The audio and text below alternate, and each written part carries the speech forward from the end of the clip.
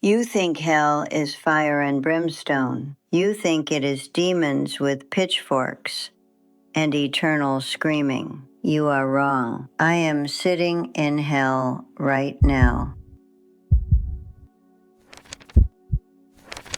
It is a beige recliner in a climate-controlled living room in a 3-bedroom house that is completely paid off. Hell is quiet. It is so quiet that I can hear the hum of the refrigerator from 3 rooms away. It is the sound of a clock ticking on the mantel, marking seconds that no longer matter because I have nowhere to be and no one to see. My name is Evelyn. I am 92 years old, and if you are watching this, you probably think I am a success story. If you looked at my bank account, you would see numbers that would make a young person's eyes go wide. I have the savings, I have the investments, I have the security that everyone tells you to strive for from the moment you get your first paycheck. But I am here to tell you something that your financial advisor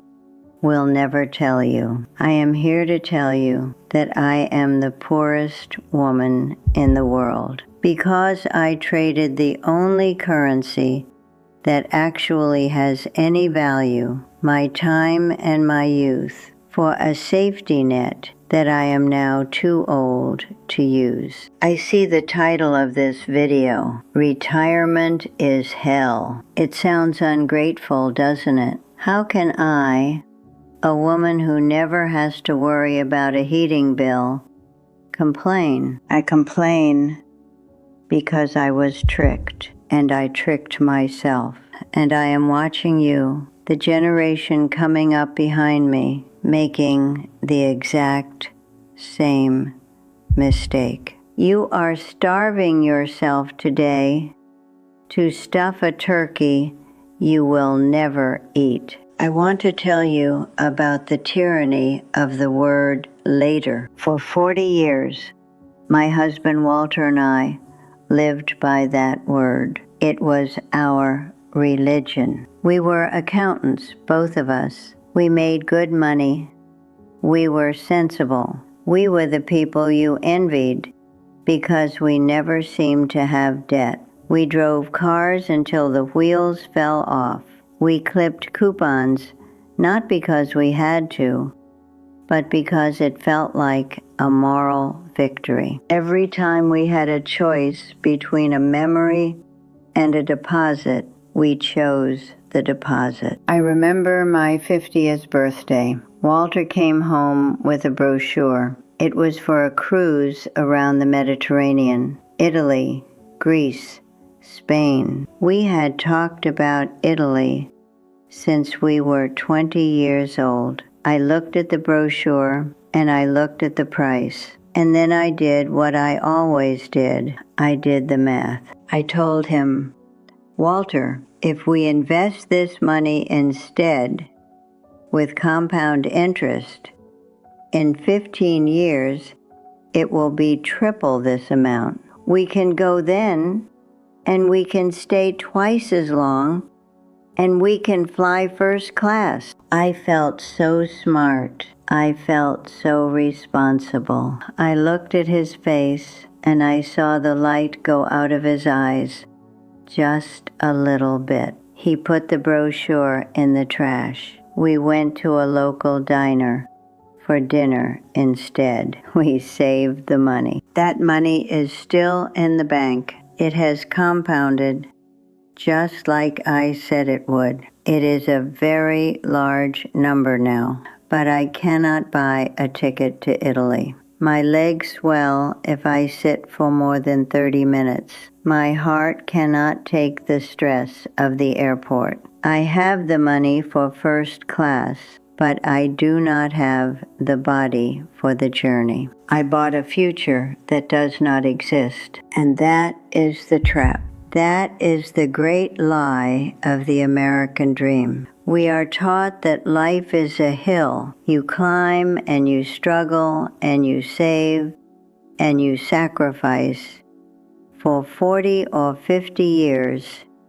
And then at the top, there is this plateau called retirement. And once you get there, you are supposed to rest and enjoy the view. But nobody tells you that by the time you get to the top of the hill, your knees are shot, your back is broken, and the person you wanted to hold hands with on the summit is gone. Let me talk about Walter. My husband was a good man, a patient man. He was a dreamer, but he let me be the captain of our ship because he trusted my math. He wanted to buy a cabin by the lake when we were 45. I said no. Maintenance costs, I said. Property taxes, I said. Let's wait until we retire. We can stay there all summer. He wanted to learn to sail. I said, boats are money pits. Wait until the house is paid off. He listened. He always listened. He had a red folder in his desk drawer. I didn't know about it until later. He called it his freedom file. I found it when I was cleaning out his office. It wasn't tax returns. It wasn't deeds. It was clippings, pictures of the Amalfi Coast, floor plans for a lake house, a brochure for a vintage Mustang he wanted to restore. He had been collecting them for 30 years. He was building a life on paper, waiting for my permission to live it. He retired on his 65th birthday. We had a party. There was cake, there was speeches. Everyone talked about how hard he had worked, how much he deserved this rest.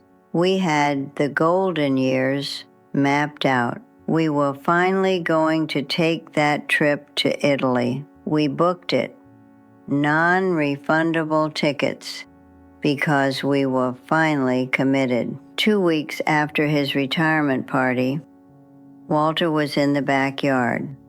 He was raking leaves. He called out to me, said he felt dizzy. By the time the ambulance got there, he was already gone. Massive stroke. He was 65 years old. He had been retired for 14 days. I stood in the hospital hallway, holding his hand, and it was cold, and all I could think about was the roof. You see, 3 years before that, we had a choice. We could have taken a big trip, just the two of us, a second honeymoon. But the roof on the house was getting old. It wasn't leaking, but it was 20 years old. The sensible thing was to replace it before it leaked. So we spent the vacation money on asphalt shingles. I stood there in that hospital looking at my dead husband, and I thought, I have a brand new roof, and I have no Walter. I screamed. I didn't scream out loud, because Evelyn Reed doesn't make scenes, but inside I screamed so loud, I thought my ribs would crack. I screamed at the shingles. I screamed at the bank accounts. I screamed at the compound interest. I realized then that I had been saving for a ghost. After the funeral, people told me, "At least you are well provided for, Evelyn. Walter made sure you would be comfortable." Comfortable. That is a dangerous word. This chair I am sitting in is comfortable. The temperature in this room is comfortable. My bank account is comfortable. But comfort is not living. Comfort is the waiting room for death. For the first few years after he died, I tried to keep going. I thought, I will do it for him. I joined a bridge club. I volunteered at the library. But every time I came home to this empty house, the silence hit me like a physical blow. You do not realize how much of your life is built around another person until they are gone. We were a team. We were Evelyn and Walter. Without him, I was just half a scissor, useless. I tried to travel once. I went to a resort in Florida. A nice place, expensive. I sat by the pool and I looked around. Everyone was couples, holding hands, arguing about where to eat dinner, putting sunscreen on each other's backs. I sat there with my book and my iced tea, and I felt more alone than I have ever felt in my life. I had the money to buy the best suite in the hotel, but I didn't have anyone to share the sunset with. I checked out 3 days early, and then the years started to take things from me that money couldn't buy back. This is the part that young people do not understand. You think of your body as a machine that will just keep running until it stops. You think that at 70 or 80, you will just be a slightly slower version of yourself. You are wrong. First, it was the knees, osteoarthritis, bone on bone. Do you know how much a knee replacement hurts? Do you know how long the recovery is when you are 75? I bought a top-of-the-line treadmill. It is sitting in the corner of the bedroom right now. I use it to hang my laundry on. It costs $2,000. It mocks me every time I look at it. Then it was the eyes, macular degeneration. I can't drive at night anymore. Then I couldn't drive at all. My world, which was supposed to be the size of the globe, shrank down to the size of my town, and then the size of my neighborhood, and now it is the size of my living room. I have money. I can hire a driver. I can hire a nurse. But I don't want a grand tour of Europe with a paid companion who is checking her watch, waiting for her shift to end. I wanted to get lost in Rome with Walter. I wanted to argue over a map with him. I wanted to eat bad pizza and laugh about it. You cannot buy memories. You have to make them. And you have an expiration date on your ability to make them. My friends are gone. That is another thing about living this long. It is a curse. My friend Marge, she was the spontaneous one. She never had a dime in savings. She spent everything she made. We used to tisk at her. Marge, we'd say, what about your future? Marge died at 71. But Lord, did that woman live. She saw the pyramids. She danced on tables in Paris. She had 3 husbands and 1,000 stories. When she was in the hospice, I went to see her. She was in pain, yes, but she was smiling. She looked at me and said, Evie, I had a ball. I left her room and I went back to my paid-off house and I looked at my investment portfolio and I cried because Marge was bankrupt, but she died a billionaire in memories. I am a millionaire in cash and I am bankrupt. Now my days are all the same. I wake up at 6, not because I have to, but because my back hurts if I stay in bed. I make coffee. I sit in this chair. I turn on the television. My best friend is the news anchor. He comes to visit me every morning and every evening. He tells me the world is falling apart.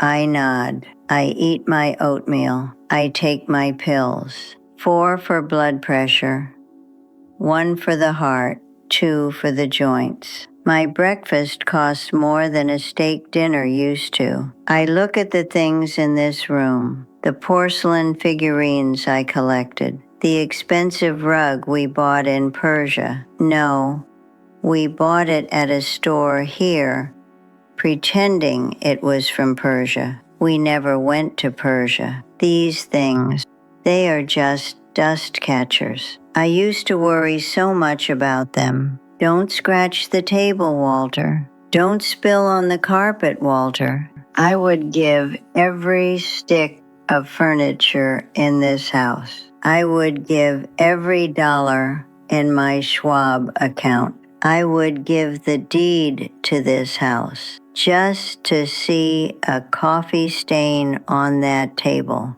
if it meant Walter was sitting there drinking it. I became the curator of a museum that nobody visits, and that is why I am talking to you. I see you. I see you in the grocery store, checking the price of the good eggs versus the cheap eggs. I see you saying no to the weekend trip because you want to put that money into the college fund or the retirement fund. I see you working overtime, missing your daughter's school play because you need to get ahead. Get ahead of what? You are running a race toward a finish line that is a cliff. If you are 50 years old, listen to me. If you are 60, listen to me. Even if you are 40, stop waiting. I am not saying spend every penny and live on the street. I am not saying be irresponsible, but stop acting like you are going to live forever. Stop acting like your health is guaranteed. If you have a dream, buy the ticket. If you want to learn to paint, buy the canvas. If you want to see your grandkids, get in the car and go. Don't wait until the summer. Don't wait until the next tax bracket. Go now, because here is the truth about the money. You can't take it with you. I know it's a cliche, but it is true. When I die, which will be soon, all this money will go to my daughter Sarah. Sarah is 60 now. She lives in Oregon. We aren't close. Why? Because I was always working. I was always saving. I was always stressed about the future. I didn't have time to play with her because I was building her inheritance. Now, she will get the inheritance. And you know what? She doesn't need it. She has her own life. She would have preferred a mother who was present, not a mother who was a bank. I am leaving her a fortune, but I left her emotionally decades ago. That is my legacy. A check, not a memory, a check. Do not make my mistake. Do not let the fear of being poor make you poor in spirit. There is a balance. You have to find it, but err on the side of living. If you are sitting on a nest egg, break it open. Make an omelet. Share it with the people you love, because one day you will be the one in the chair, and the house will be quiet, and your knees will not work, and you will look at that bank balance, and you will realize that it is just ink on paper. It cannot hold your hand. It cannot tell you it loves you. It cannot laugh at your jokes. It is cold comfort.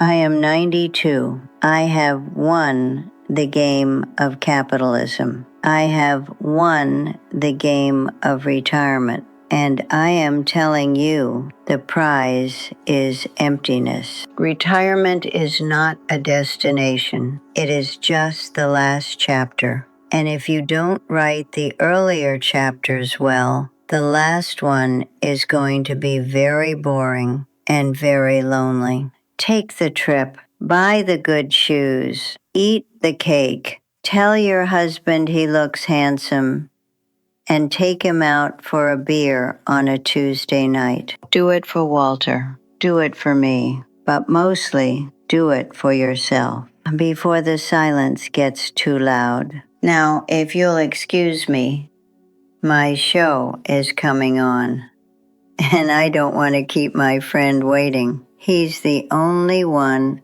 who comes on time anymore.